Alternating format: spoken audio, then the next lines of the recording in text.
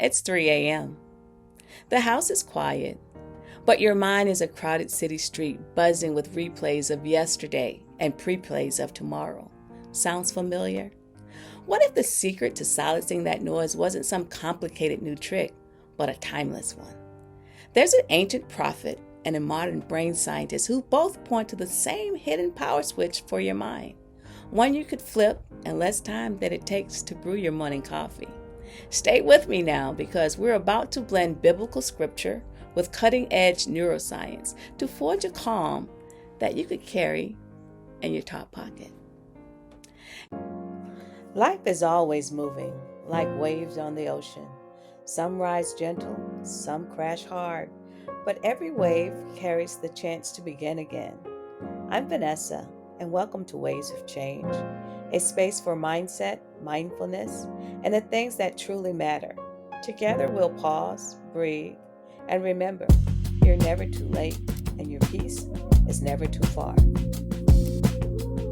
Hey y'all, I'm no guru on the mountaintop. I'm just a fellow traveler who has spent more than one night staring at a ceiling because of a single harsh comment.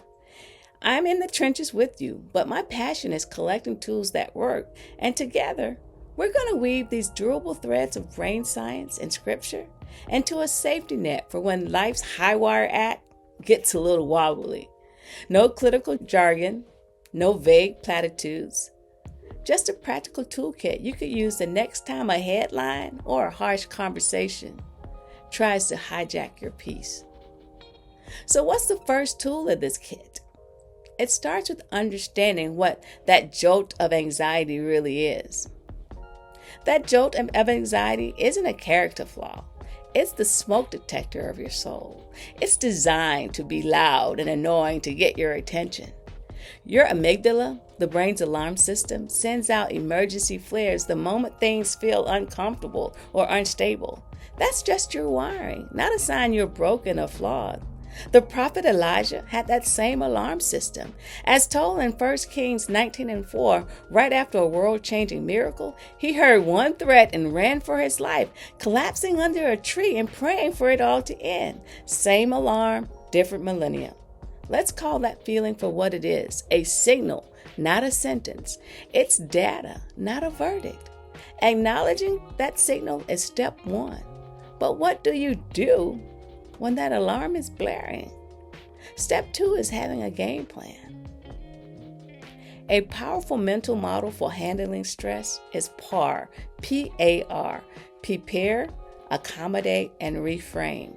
Moses used this playbook at the Red Sea. Y'all didn't know that, did you?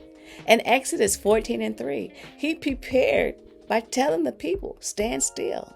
He accommodated the terrifying reality of thundering chariots closing in without running. And then he reframed the situation, seeing the impassable water not as a trap, but as a highway. Brain science shows that naming a threat keeps your prefrontal cortex, the ship's captain, at the helm instead of letting the fear seize control. The lesson? If a sea can part, your stress can shift. While that grand strategy works for parting red seas of your life, what about the daily ripples of stress, the constant low-grade static? The answer for that is surprisingly simple. Mindfulness. The concept of daily bread was the original mindfulness practice. When you anchor your focus on one small immediate need, a glass of water, a deep breath, the feeling of sun on your skin, your stress hormones can take a significant dip. Jesus taught a very simple prayer in Matthew 6:11. Give us this day, not solve for the next decade. Try it for just 60 seconds. Choose one simple physical need and meet it. It's like spiritual manna that melts away the mental static. Now, this internal practice of finding your manna is powerful, but we're not designed to do it alone, y'all. Ancient wisdom and modern science agrees that our internal state is profoundly affected by our external connections. Studies consistently show that having a few trusted friends can dramatically cut the risk of relapse in any struggle. David has his circle of mighty warriors. You have your group chat. Create a check engine light club. with 3 to 5 people. When your inner wanting light comes on, send up a signal, a pre-agreed upon emoji even.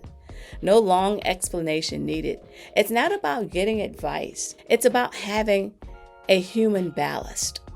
That steadying weight that pulls you back to solid ground when the waves of life gets rough. Having that ballast from your community is crucial. But what happens in the moments you're on your own when a thought spirals out of control? This is where you move from social support to mental strength training. The Apostle Paul wrote in 2 Corinthians 10:5, "Take every thought captive." Modern mind tools give us the how-to: spot the lie, state the truth, and swap the script. This is impossible because I've handled tough things before. The next right step is to focus for 15 minutes. Doing this mental rep is like taking your brain to the gym. Brain scans show that this practice can lead to a noticeably calmer amygdala, that brain's fear center we talked about earlier. It's a free workout with lifelong benefits. Taking thought captive is like playing defense on the field of your mind, but the best defense is a great offense, and your offense is a clear sense of direction. It's about knowing why you're in the game in the first place. Viktor Frankl showed the world that a sense of purpose is more powerful than any trauma. Your values are your North Star. Pick one word for your day, like patience, gratitude, grace, focus, and put it on a sticky note where you'll see it. Each morning, ask yourself, what's one small action I can take that honors this value? Your purpose is the compass that keeps you moving forward, even when the storms of life try to blow you off course. A compass is only useful if you have the energy to keep walking in the right direction. Pushing relentlessly, even towards a noble goal, leads to burnout. This brings us to a tool that's not about doing more, but about strategically doing less. Your brain is wired for micro Sabbaths. Every 90 minutes or so, your body hits a natural lull in energy called the ultradian trial. If you push through it with caffeine and willpower, your stress hormones are going to rise. Instead, think of it as your phone hitting 10% battery. Schedule a 7-minute recharge. Stand up, breathe in for 4-second count, breathe out for 6, and whisper a single word of scripture or a promise. It's the alternate control delete for all the stress programs running in the background. Now let's add one final powerful tool to your stress-reducing toolkit. We've talked about managing the present moment, but what about the big picture? The book of Romans connects today's struggle to tomorrow's strengths. There's a technique called temporal distancing, where you use your mind like a time machine. It's like looking at a map of your whole journey, not just the steep mountain you're climbing right now. For 30 seconds, flash forward 5 years. Greet the future you, who has already come through this valley. It's a powerful way to quiet the brain's worry center. Faith meets brain science. Call it holy optimism. This optimism isn't just a feeling, it's the result of putting all these tools into practice. So let's bring it all together. So here's your toolkit for an unshakable life. Treat anxiety as a signal. Run the par plays on your personal Red Seas. Gather your small mana moments. Build your check engine light club. Take your thoughts captive. Navigate by the North Star of your values. And take tiny Sabbaths. Practice these and you won't just endure the storm, you'll learn to surf the waves. If this helps steady you, subscribe and share it with a friend who feels like they're just treading water. The unshakable you isn't a fantasy, y'all. It's just a human like you, armed with ancient tools and modern understanding. Keep walking steady, and remember, you're never too late, and your peace is never too far. Hey, thanks for joining me today. I'm Vanessa, and this is Waves of Change, and I'll see you in the next one. Bye now.